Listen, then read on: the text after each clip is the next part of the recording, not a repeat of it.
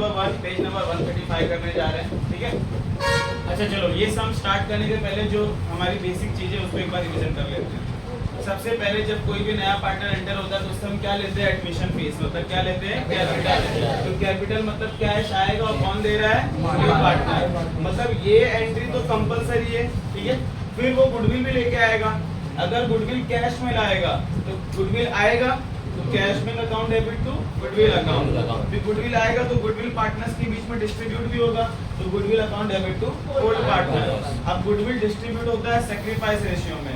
Sacrifice ratio कैसे निकालते हैं? Old minus new. लेकिन अगर न्यू नहीं दिया रहेगा तो ओल्ड रेशियो में ही बांटेंगे। ये एंट्री और ये दोनों एंट्री तो कंपलसरी है। अब अगर इसके आगे तीसरा एंट्री होता है रिटेन करना, मतलब अगर गुडविल लेके जाएंगे वो दिया रहेगा तो ही करने का, अदरवाइज नहीं करने का, ठीक है। तो चलो, सबसे पहला स्टेप हमारा यही होता है, पहले कैपिटल की एंट्री करो, फिर गुडविल की एंट्री करो, फिर बाद में नॉर्मल क्वेश्चन पे आते हैं। हाँ चलो स्टार्ट करते हैं। क्या लिखा हुआ है? The balance sheet of Sujata and Purnima who shared profit equally. मतलब इसमें रेशियो इक्वल है, 1:1 का रेशियो है। कौन सा रेशियो है? 1:1 का। इक्वल बोला है ना। तो ये बैलेंस शीट दिया हुआ है तुम लोग को बना करके। नीचे क्या लिखा हुआ देखो, on 1 April 2018 Aparna join the firm, जो कि थर्ड पार्टनर है। अपर्णा ज्वाइन कर रही है इनको और वो बोल रही है for 1/5 share of future profit. वो बोल रही है कि फ्यूचर में जो भी प्रॉफिट होगा उसका मुझे 1/5 शेयर चाहिए। समझ में आया? ओके। उसकी कुछ टर्म्स एंड कंडीशन है, वो अगर बिजनेस में आएगी तो उसके ऊपर कुछ टर्म्स एंड कंडीशन तो लगेंगे ना। क्या टर्म्स कंडीशन लगेगा? कि तेरे को कैपिटल देना पड़ेगा और गुडविल देना पड़ेगा। देखो गुड क्या लिखा है, देखो goodwill is valued ₹2 lakh. Goodwill is valued ₹2 lakh. Aparna is to bring her share of goodwill in cash. अच्छा सुनो मेरी बात ध्यान से, यहाँ पे जो गुडविल का अमाउंट तुम लोग को दिया हुआ है ना 2 लाख रुपया, कितना रुपया दिया है? 2 लाख रुपया लिखा है। और उसके बाजू में क्या लिखा हुआ है कि कॉमा करके Aparna is bring her share of goodwill in cash. Aparna अपना गुडविल किस में लेके आ रही है? कैश में लेके आ रही है। ऐसा लिखा है कि अपर्णा का गुडविल कितना है? नहीं, ये वाला जो गुडविल दिया ना पूरे बिजनेस का गुडविल है। ऐसा लिखा ना, गुडविल इज वैल्यूड ₹2 लाख। पूरे बिजनेस का गुडविल कितना है? 2 लाख। इसमें सिर्फ अपर्णा का गुडविल कितना होगा वो कैसे निकालेंगे? अपर्णा का गुडविल कितना होगा वो कैसे निकालेंगे? अपर्णा का मैंने ए लिखा है, कैसे निकालेंगे? जितना भी पूरे फर्म का गुडविल है, मतलब पूरे बिजनेस का जो भी गुडविल है, अपर्णा का जो भी रेशियो है उससे कट कर कितना आएगा? 40,000 आएगा। मतलब अपर्णा का जो गुडविल हो कितना है? 40,000। बोलो समझ में आया? अगर क्वेश्चन ऐसा लिखा हुआ था कि Aparna is bring her share of goodwill in cash ₹40,000, तो इसका मतलब 40,000 इसका गुडविल है। लेकिन उसने क्या पहले बोला? गुडविल का वैल्यू कितना है? 2 लाख। उसने गुडविल की वैल्यू बताया, ये नहीं बोला कि अपर्णा का गुडविल उतना ही है। गुडविल की वैल्यू मतलब पूरे बिजनेस का गुडविल इतना है। उसमें से सिर्फ अपर्णा का गुडविल कितना है वो हमने उसके रेशियो से निकाल दिया। अब हमारा गुडविल का अमाउंट क्या है?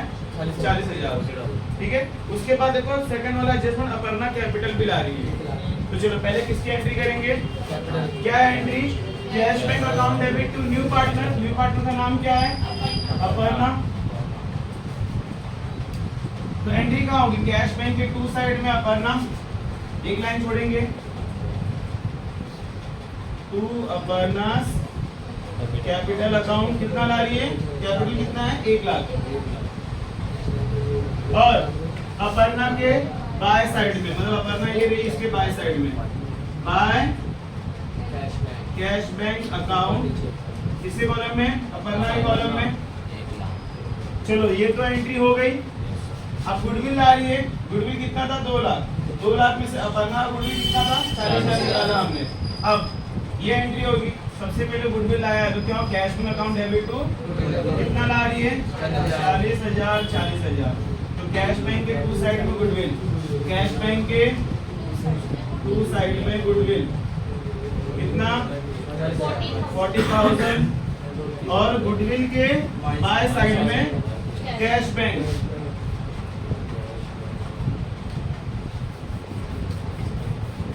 कितना?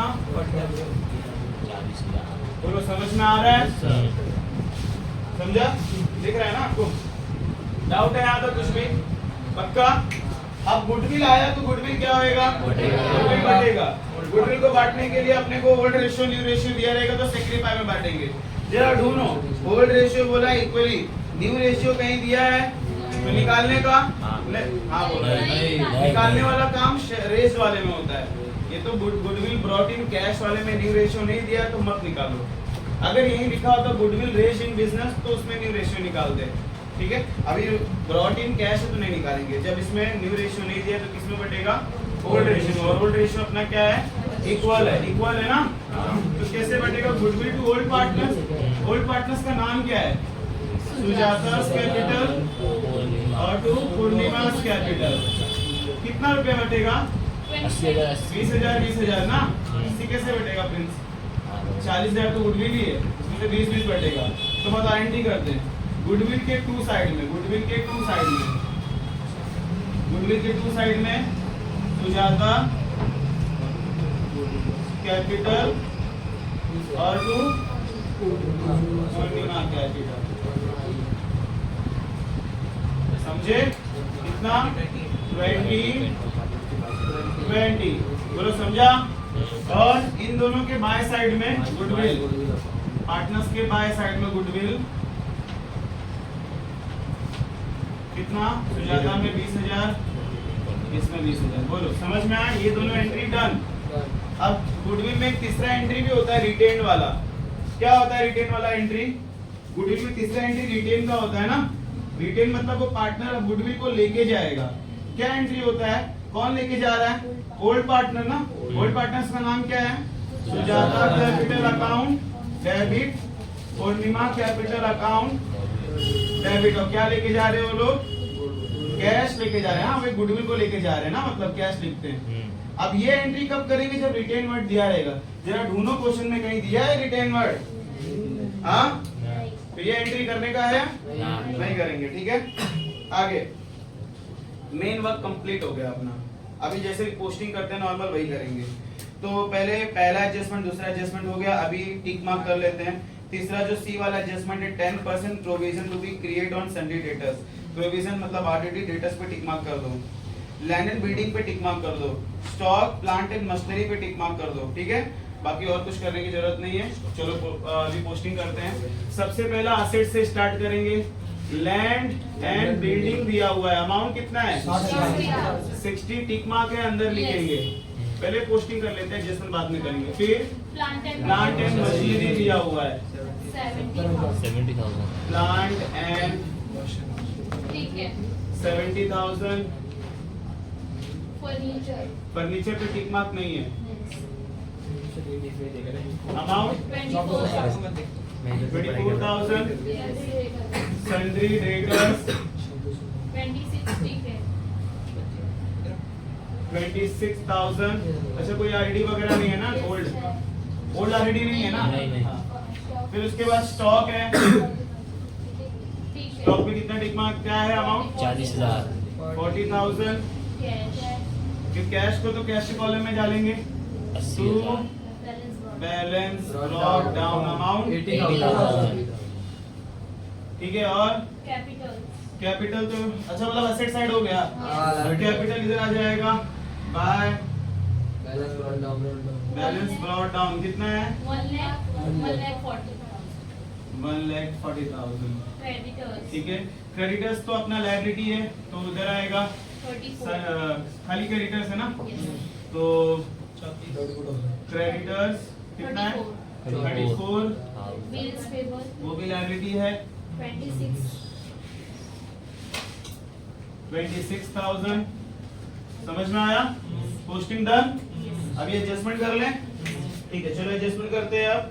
तो पहला दूसरा एडजस्टमेंट तो अपना हो गया। किसी को पहले दूसरे एडजस्टमेंट में पूछना है कुछ, ये वाले में किसको कुछ पूछना है। मैंने ये वाला एंट्री क्यों नहीं किया, क्योंकि रिटेन वर्ड नहीं दिया है कुछ, ठीक है। आ जाओ अभी हम लोग क्वेश्चन नंबर वही क्वेश्चन एडजस्ट नंबर 3 करते हैं।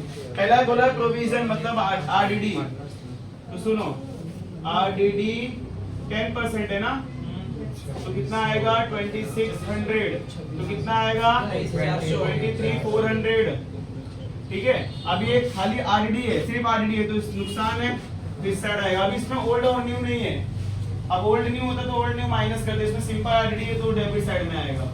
टू डेटर्स क्या लिखेंगे, टू डेटर्स, या आरडी भी लिख सकते हो आप लोग, कितना है 2600। समझ में आया? आगे land buildings to be valued at rupees 80,000। Land building की वैल्यू 60 थी और कितनी हो गई 80। कितना आएगा 20। और ये एप्रिशिएट हुआ है तो प्लस हुआ है तो इस साइड आएगा, है ना, बाय लैंड एंड बिल्डिंग कितना है 20,000। ओके, उसके बाद क्या है स्टॉक पे, स्टॉक और प्लांट एंड मशीनरी दोनों की वैल्यू रिड्यूस हुई है 20% से, मतलब इस पे भी 20% आएगा डेप्रिसिएशन और प्लांट एंड मशीनरी भी आएगा डेप्रिसिएशन 20%। बोलो समझ में आया? ठीक है, अब 40,000 का 20% कितना आएगा 8,000 हो जाएगा। तो 8,000 माइनस करें कितना आएगा 32,000। तो ये भी तो नुकसान है, डेप्रिसिएशन तो कहाँ आएगा डेबिट में, क्या है टू स्टॉक 8,000। और उसके बाद क्या है प्लांट एंड मशीनरी कितना आएगा 40,000 तो 56,000। तो इसका भी सेकंड पे कितनी आएगा, है ना, टू प्लांट एंड मशीनरी कितना 40,000। बोलो समझ में आया? हो गया सम कंप्लीट। अब टैली कर लेते हैं, है ना। चलो सबसे पहले हम इसकी टैली करेंगे। तो जैसे कि अपनों को दिख रहा है ये 14 8 ये कितना हो जाएगा 24,600 ना, 24,600 तो माइनस करेंगे तो 4,600 का डिफरेंस आ रहा है जो कि बाय नेट लॉस हो जाएगा। और net loss transfer to partners के डेबिट साइड में, है ना, इधर का इधर ही ट्रांसफर होता है, ठीक है, to net loss brought down. ठीक है, क्या ध्यान दो, नेट लॉस इधर आएगा। अच्छा इक्वली बांटना है ना, तो 2300 इसको तो नहीं देंगे बिकॉज इसका फ्यूचर में मिलने वाला है, अभी नहीं। अब एक एक करके इसको टैली करते हैं। पहले ये तो 1 लाख है, तो इधर कुछ भी नहीं बचा, तो इधर 1 लाख ही ज्यादा है, तो बैलेंस भी पूरा 1 लाख का ही बनेगा। ठीक है, इसका 160 आ रहा है, 160 माइनस कितना आएगा 157,700। इधर आ रहा है 1,20,000, 1,20,000 माइनस 1,17,700 करेक्ट है। ठीक है, ये भी डाल देता हूं, इसको कोई एंट्री नहीं है ना। तो इधर क्या लिखेंगे टू बैलेंस। अब ये कहाँ जाएगा कैपिटल बन जाता है इधर आके ना, कैपिटल अकाउंट। क्या नाम है पार्टनर्स का, जो भी है, सुजाता, पूर्णिमा, अपर्णा। कितना है 117 पहला 117 700 फिर 157 700 और 1 लाख ऐड करो कितना आएगा 375 400 400। ठीक है, ये हो गया। अब उसके बाद ये गुडविल को टैली कर दे तो हमेशा टैली हो जाता है। ठीक है, 40,000। अभी कैश बैंक टैली कर देते हैं 2,20,000। इधर तो कुछ आया नहीं, ये कितना है 2,20,000। हाँ, तो पूरा बैलेंस फिगर बच जाएगा। इधर बाय बैलेंस कैरी डाउन और ये है कैश का बैलेंस, तो ये हमारे एसेट्स में जाता है कैश। कभी ऐसा नहीं होगा। हाँ, अगर मान लो इन केस यहाँ बचा तो लायबिलिटी में जाएगा, इसका मतलब तुम्हारे पे लोन चढ़ गया है। ठीक है, आएगा वैसा भी सम। कैश का अमाउंट कितना है, ये बैलेंसिंग फिगर है यहाँ, इसलिए ब्रैकेट में लिख देता हूँ कितना। ठीक है, हाँ, अब इसको टैली कर दो 4,35,400। 435 इसका भी हाँ, समझ में आया। भरोसा ही नहीं है।